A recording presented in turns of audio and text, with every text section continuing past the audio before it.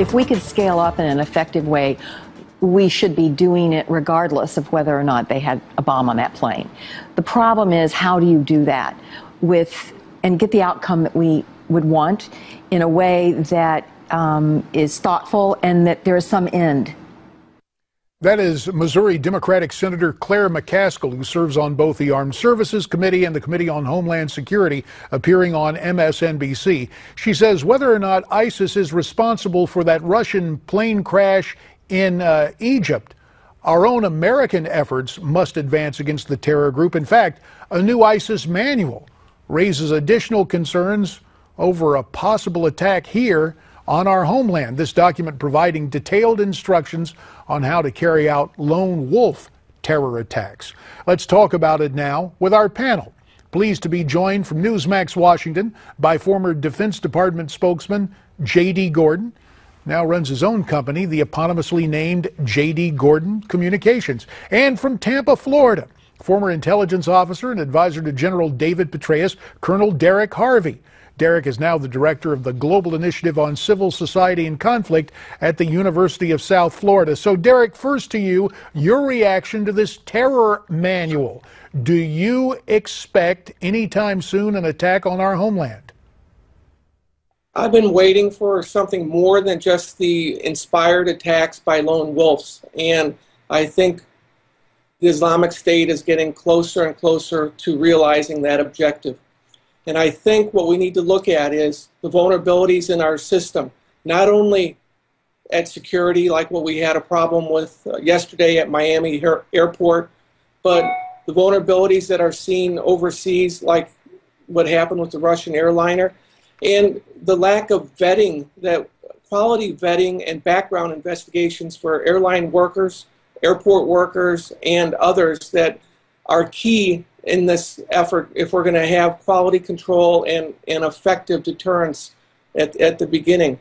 Lastly, I'll stop right there for a moment. Well, JD. we will explore some other things with you, Colonel Harvey, but I want to get the perspective of J.D. Gordon there in Washington, D.C., where you have basically the nerve center of our constitutional republic within a square mile. Are you concerned about lone route attacks not only around the country, but in Washington, D.C. specifically, J.D.? Hi, JD. Good to see you. Yes, I'm very concerned about it. The Islamic State is reaching out to people throughout the internet. They're encouraging attacks right here. And President Obama is not helping us because he plans to close Guantanamo, even by executive action, and bring detainees to the United States. You know, there's 112 detainees at Guantanamo right now. He wants to split them up between Colorado, Kansas, and South Carolina. But you know what, JD? It's a terrible strategy because judges could release them. You know, when I was a Pentagon spokesman, we had 3 enemy combatants at the Charleston break. Well, guess what? They're not there anymore because federal judges let them out. So if President Obama brings these detainees to the United States, if there's not enough evidence to convict them, and since we didn't have battlefield detectives running after them in Pakistan and Afghanistan, those guys could be set free on Main Street, USA. And even if they don't get set free right away, look, Colorado, Kansas, South Carolina, they'll become bullseyes for terror attacks.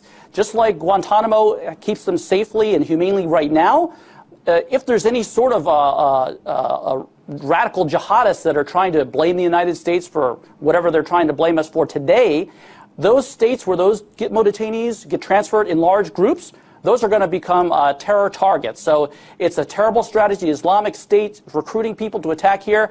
President Obama is not doing us any favors with his Gitmo plan. And Derek, just one thing on the Gitmo plan. We understand earlier today in Washington a new defense bill agreed to specifically with language that would bar the president from trying to shut down Gitmo. But if you had to isolate your biggest concern, Colonel Harvey, what would it be?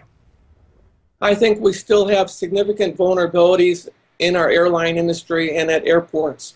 Tests that have been run to probe the system to see how well we are screening found in 70 cases, 67 times, those tests, they were able to get explosive-like materials, bombs, through the security. That is of concern. Also, insider threats. The insider attack by a Jordanian policeman, the insider probable threat at Sharm el-Sheikh airport, and potential insider threats in the United States because we've not done a good job of vetting the workers at these sites and continuing to maintain a vigilant approach to review on a regular basis these workers. And Derek, as you were mentioning what happens, we had a brief look at what went down at Miami International Airport with the concern there on the ground with a jetliner. JD Gordon, and Colonel Harvey made mention of this too. The attack yesterday, 2 Americans killed in Jordan, very similar to the other green on blue attacks we've seen through the years. Is there anything to prevent these kind of attacks that we can do, JD? 30 seconds. Well, I think we just have to screen people when we're training them in places like Jordan. We have to do a more rigorous effort to screen these guys. The guy who did the shooting that killed 2 Americans was a Jordanian police officer. So we've got to do more to screen the people we're working with, whether they're in Afghanistan, who we've had police also kill our troops, or in Jordan. We've got to do a better job screening them. But the bottom line, JD, we've got to push back against radical Islam, because just like the Fort Hood shooter, these guys are getting radicalized. JD Gordon in Washington, Colonel Derek Harvey in Tampa. Gentlemen, you have our thanks. You heard what they had to say. We'd like to get your comments, especially with the holidays coming up. Send your comments to newsmaxtv.com/comments. And speaking of the holidays, we're going to talk more about what's coming at Christmas.